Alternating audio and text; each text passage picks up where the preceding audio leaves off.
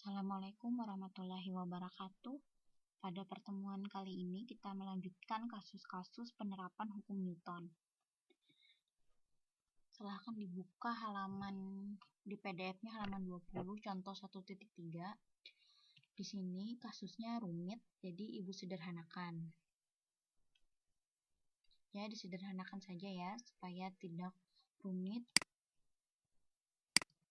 Nah, jadi di sini ceritanya ada benda berada pada bidang miring, ya. Kemudian dihubungkan dengan tali, diikat ya melalui sebuah katrol. Katrolnya itu massa katrolnya 0 dan katrolnya tidak berputar. Kalau benda diletakkan di bidang miring, maka dia akan mengalami gaya normal, gaya sentuh antara benda dengan bidang miring. Kemudian tentu saja benda memiliki berat. Kemudian kalau di sini theta, berarti di sini juga theta. Di sini adalah mg cos theta, sedangkan ini adalah mg sin theta. Ini adalah tegangan tali. Sebagai akibat talinya yang digunakan adalah tali fleksibel, tertarik ya oleh katrol. Di sini ada benda bermassa M, memiliki tegangan tali ke atas dan berat ke bawah. Lalu karena bidang miringnya kasar permukaannya, maka dia mengalami gaya gesek.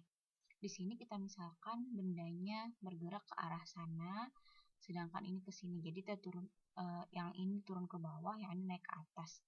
Sehingga kita tahu gaya gesek selalu berlawanan dengan gerak benda. Jadi kalau arah gerak ke sana, maka gaya geseknya ke bawah.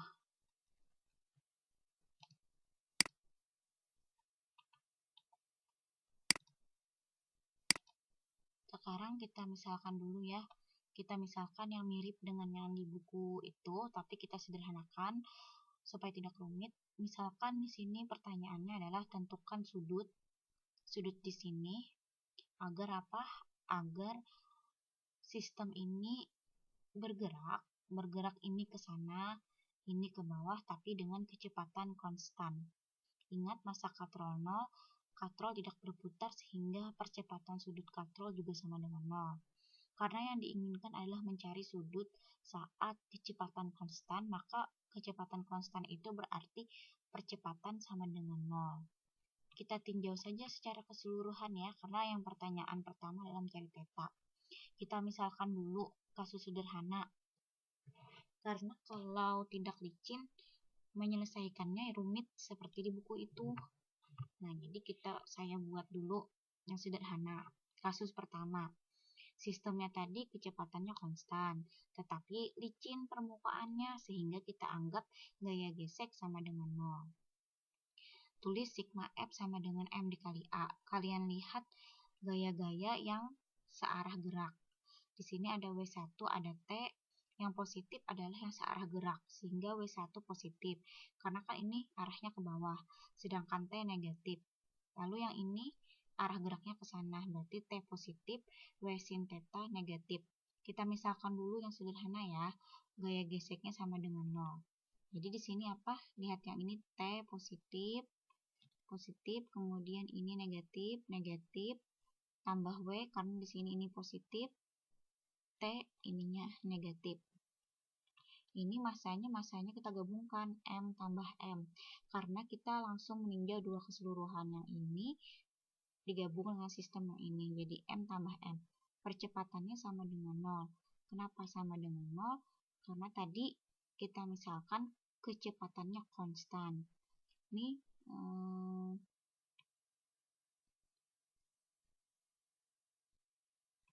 ada yang keliru. Kalian bisa memperbaikinya. Ini harusnya 0 ya.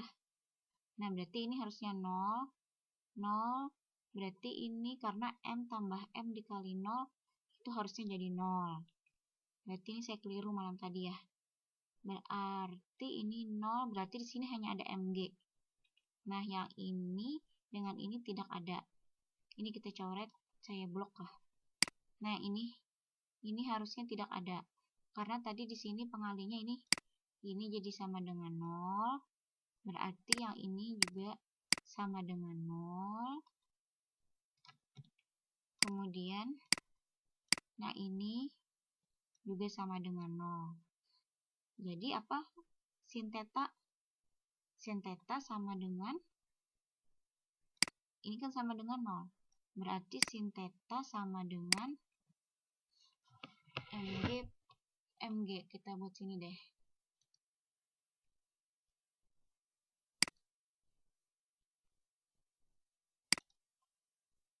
Insert equation.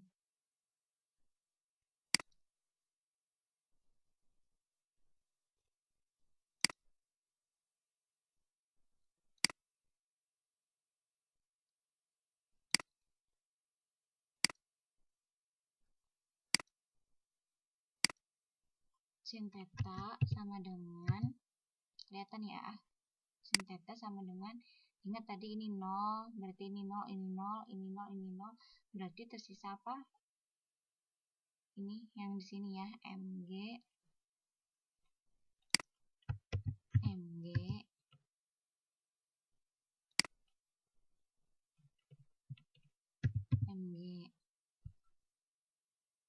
berarti di sini jadi apa ini?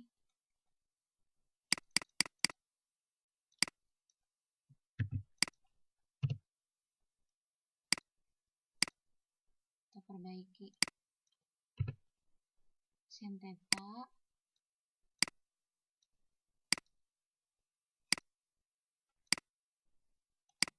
mg. Jadi kalau mau mencari sin theta,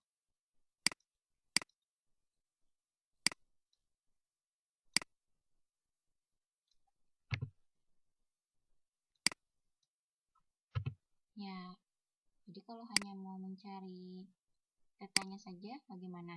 Ini kan sin theta M per M ya, massa yang digantung dibagi massa yang berada di bidang miring. Arti kalau hanya mencari theta, pakai sebaliknya, arcos dari sin, arcos sin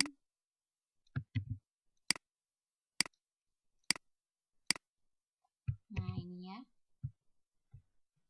jadi kayak gitu. Silahkan diperbaiki karena tadi saya lupa mengali nolnya ya. Ini 0 karena di sini tadi percepatannya konstan. Maaf, kecepatannya konstan sehingga percepatannya 0. Jadi silahkan diperbaiki. Nah, jadi ini tadilah hasilnya yang benar ya. Kalian tulis di buku catatan, tulis yang rapi, gambar yang rapi. Dapatnya ini, arcos M per M. Sekarang misalkan lagi, kasus yang berikutnya adalah, kalau tadi gaya geseknya sama dengan 0, jadi kita anggap licin. Sekarang kasus yang berikutnya, gaya geseknya tidak sama dengan 0, jadi ada gaya gesek, dan di sini memiliki percepatan. Dengan demikian, kecepatannya tidak konstan. Bagaimana caranya? Apabila yang ditanya adalah percepatannya. Jadi, saya ulangi kasus kedua, tentukan percepatan sistem, berarti di sini kecepatan tidak konstan, apabila gaya geseknya ada, ya, permukaannya kasar. Nah, kita tinjau dulu satu-satu, tinjau M yang ini. Mana yang positif, yang searah gerakan, percepatan ke sana. Berarti yang positif adalah T, yang negatif adalah ini dengan ini. T kurang W2 sin theta kurang FK sama dengan M-nya kita ganti massa yang kita tinjau. M besar dikali A. Ingat, yang ini sama saja. FK itu apa? Mu K dikali N ya. N-nya kita ganti Mg cos theta. Dari mana? Dari sigma Fy. Lihat yang di sini, ini ada sumbu Y. Dia tidak bergerak pada arah sumbu Y. Benda di sini bergeraknya kan ke sana ya, ke atas sana, bukan ke arah sana. Nah, jadi tidak bergerak pada arah sumbu Y. Kalau ini kan namanya sumbu X, sehingga sigma Fy di sini kita tulis sama dengan 0. Kita ambil yang ke atas positif, yang ke bawah negatif. Sehingga di sini N sama dengan W2 cos theta, ya. Jadi kan awal mulanya N kurang W2 cos theta. sehingga gaya normal itu sama dengan W2 cos theta. W2 itu massa besar dikali G. Tinggal kita ganti N-nya ini, kita ganti yang di sini. Nah, ini kita simpan dulu. Sekarang kita tinjau M kecil. Ini bergerak ya ke sini, arah geraknya ke bawah. Berarti yang ini positif, ini negatif. Sigma F sama dengan M dikali A. W1 kurang T. Karena ini positif, ini negatif. W1 itu kita uraikan menjadi M kecil kali G, kayak gini. Kemudian dari sini kita cari T. Jadi MG kurang MA, MA-nya pindah ruas ke kiri, yang negatif kita pindah ke kanan. Jadi T sama dengan MG kurang MA. Nah, kita sudah tahu di sini T, di sini T. Substitusi T di sini dengan yang di sini. Jadi diganti, silahkan. Ya, ini diganti dengan yang ini. Nah, kemudian kita sederhanakan saja.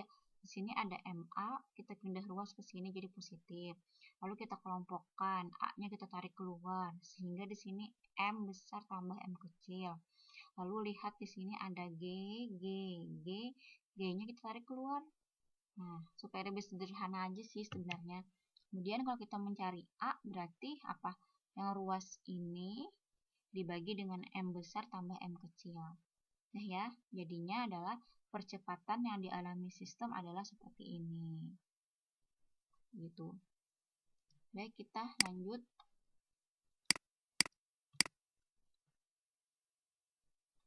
Nah, kita lanjut. Misalkan di sini ada benda tentang bergerak melingkar. Ini ada benda, massanya M kecil. Dia mengelilingi bumi berlawanan arah jarum jam. Kecepatan linearnya adalah V. Jaraknya dari permukaan bumi adalah R kecil. Sedangkan jari-jari bumi sendiri adalah R besar. Massa bumi adalah M besar. Kita mau mencari rumus periode. Nah, berapa periode dari benda ini mengorbit bumi? Yang mana ini dengan ini tidak lain adalah hukum Kepler ketiga. Jadi kita mau cari itu ya, periode benda ini mengelilingi bumi. Nah, kasusnya kayak gini. Sekarang kita lihat dulu, benda kan bergerak melingkar. Berarti kalau benda bergerak melingkar, dia memiliki percepatan sentripetal. Rumusnya adalah V kuadrat R. Kemudian dari hukum kedua Newton, gaya itu adalah massa kali percepatan. C ini sentripetal. Jadi kalau kita mencari gaya sentripetal, berarti massa kali percepatan sentripetal. M dikali percepatan ini, dapatnya ini. Kemudian kita tahu bahwa hukum gravitasi universal Newton menyatakan kalau dua buah benda antara massa, yang mana tadi massa ini, misalnya ini satelit dengan bumi, itu tarik-menarik ya, semua benda di dunia ini tarik-menarik. Maka akan ada gaya gravitasi antara massa M yang berjarak R dari bumi ya. Menjadi apa? Fg sama dengan Gmm per R kuadrat. Begitu ya. Apabila katanya massa ini berada di permukaan bumi dengan jari-jari R, maka nanti gaya gravitasinya menjadi ini, mg0. G0 ini adalah percepatan gravitasi di permukaan bumi. Kalau bendanya di permukaan bumi. G, apa rumusnya? Mm per R kuadrat. R ini adalah jari-jari bumi. Dengan demikian, kalau kita mau mencari percepatan gravitasi benda yang di permukaan bumi, M-nya dicoret, sehingga diperoleh G0 sama dengan Gm per R kuadrat. Atau seandainya kita cari G besar, apa itu G besar? G besar adalah percepatan konstanta ya, konstanta gravitasi umum. Kita balik saja kan, kalau mencari G, R kuadratnya kali ke atas, jadi G0 R kuadrat, M-nya taruh ke bawah per M. Sekarang tadi kita misalkan, bendanya tadi bergerak mengelilingi bumi ya, ini jari-jarinya R dan jaraknya itu RR ini ternyata R itu jarak dari mana sih maksudnya? Ini kayak gini rumusnya. Berarti R itu dari sini. Dari 0 ke sini. Itu adalah R. Sedangkan R besar jari-jari bumi. Dari 0 ke permukaan bumi. Gitu ya. Jadi saya ulangi. R kecil itu dari pusat bumi. Dari sini ke sini. Sedangkan R adalah dari 0 ke permukaan bumi. Sekarang kita tulis. Di sini dia memiliki dua gaya, berarti gaya sentripetal itu sama dengan gaya gravitasi bumi. Sehingga ditulis mv kuadrat per R sama dengan gmm per R kuadrat. Kemudian kita lihat turunan rumusnya di sini. Nah, ya mv kuadrat per R sama dengan gmm per R kuadrat. M besar massa bumi, M itu massa benda atau tadi massa satelit yang mengorbit bumi. M-nya kita coret, M kita coret, sehingga tersisa apa? V kuadrat per R, apalagi GM per R kuadrat.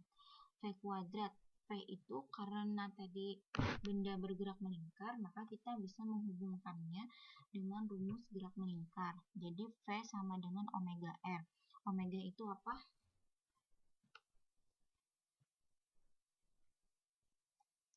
Omega sama dengan 2pi per T.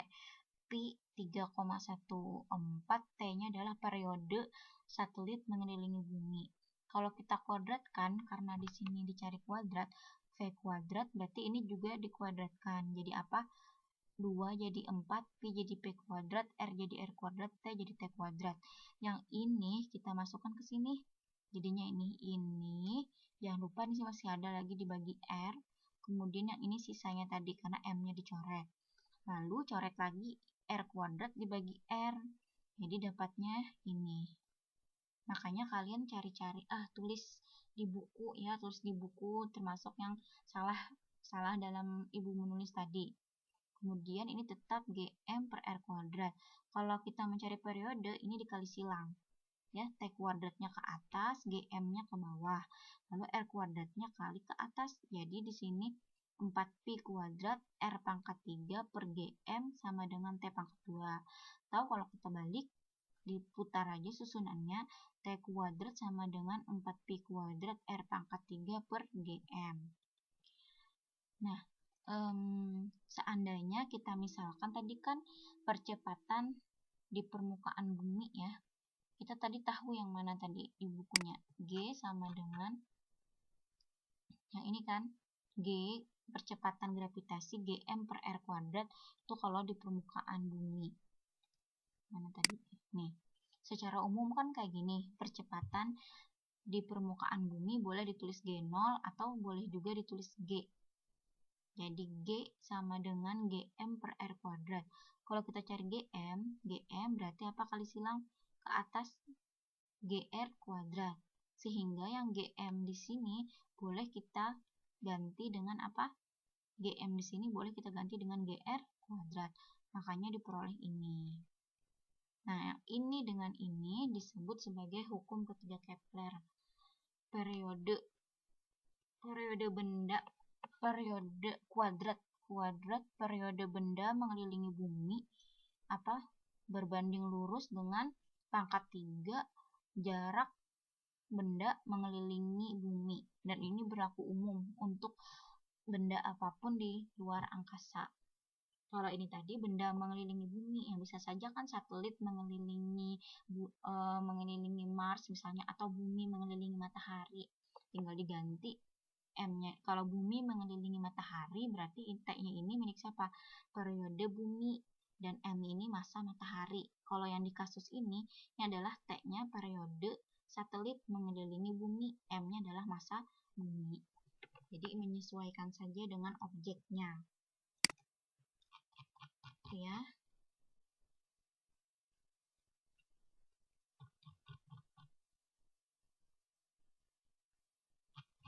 Kemudian yang berikutnya, nah yang ini juga rumit. Karena rumit, jadi ibu sederhanakan saja pertanyaannya, tidak harus sesuai dengan yang ini. Yang berikutnya adalah sistem, ada bandul, ada bandul ya, kamu bayangkan bandul seperti yang ada di sini.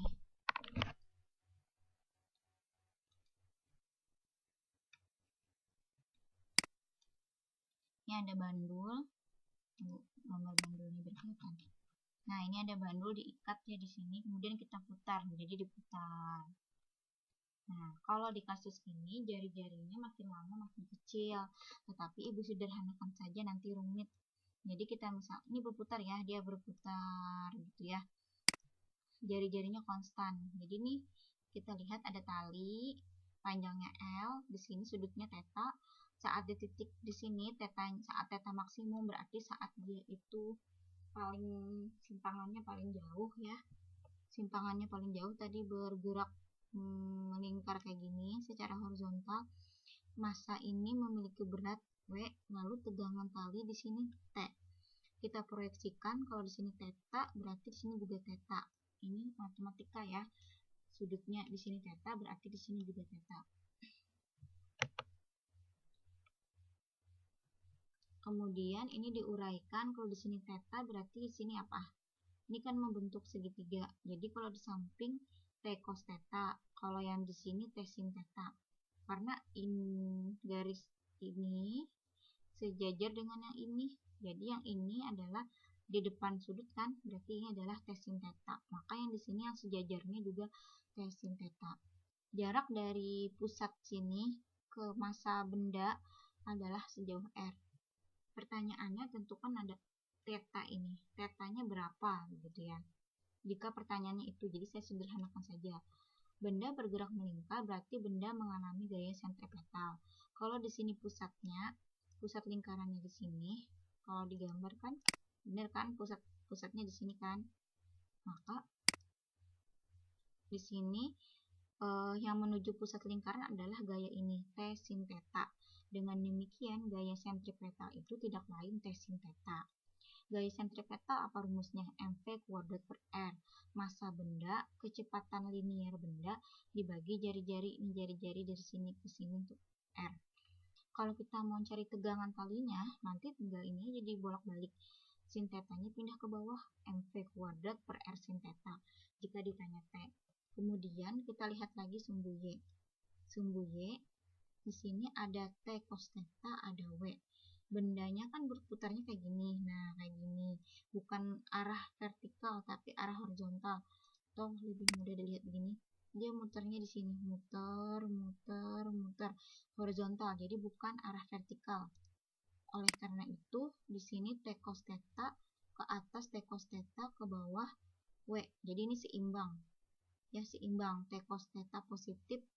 Jadi di sini kalau mau ditulis rinci bisa sih sigma Fy sama dengan 0. T cos theta kurang W sama dengan 0. Sehingga dipindah ruas T cos theta sama dengan W. T cos theta ini seimbang dengan W. W-nya kita ubah menjadi massa kali gravitasi. Kalau dengan cara ini kita cari T, maka T itu apa? Cos theta-nya kita bagi ke bawah ya. Mg cos theta. Jadi jawabannya boleh ini, boleh ini. Seandainya ada angka, maka harusnya kalau angka dimasukkan nilai ini sama dengan nilai ini. Sekarang kita kembali ke sini. Di sini kita dapat T sin theta yang di sini sama dengan mv kuadrat R.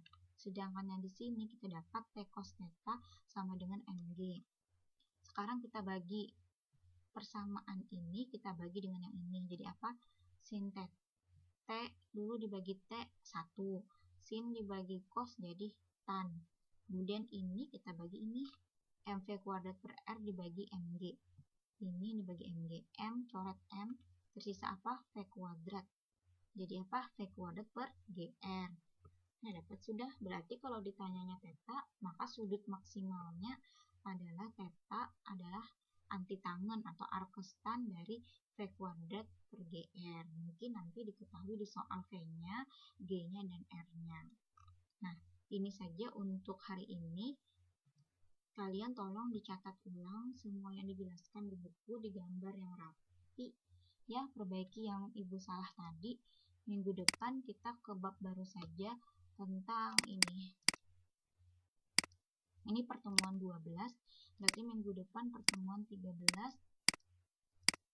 tentang ini ya, gerak partikel di satu dimensi. Ini masih ada hubungannya dengan hukum Newton, tapi nanti kita menurunkan untuk 3 keadaan: gaya konstan, gaya bergantung waktu, gaya bergantung kecepatan, gaya bergantung pada posisi.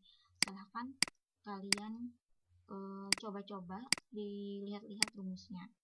Oke, ini saja. Terima kasih. Assalamualaikum warahmatullahi wabarakatuh.